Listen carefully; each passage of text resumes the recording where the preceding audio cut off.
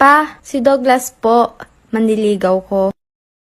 Magandang umaga po, Tito. Huwag mo nga akong tawagin tito. Pasensya ka na, pre. May trabaho ka ba? Meron po dati. Nagbantay po ako ng computer shop. Pero nagsara na po kaya wala na pong computer shop. Tapos wala na rin pong trabaho. So, wala kang trabaho ngayon? Meron po. Nagtrabaho po ako sa Jubilee. Na-promote pa po ako. Kaso bigla akong nagising. Panaginip. Tinanggal po ako sa trabaho. Ano ba? May trabaho ka ba o wala? Wala po. Nagbibisyo ka ba? Hindi po. Naninigarilyo ka ba? Hindi po. Nambababae ka ba? Hindi po. Umiinom ka ba? Nanliligaw po ako. Hindi po ako naghahanap ng trabaho. Sagutin mo lang yung tinatanong ko. Opo. Umiinom po. Baka gusto nyo rin pong tanungin kung anong iniinom ko.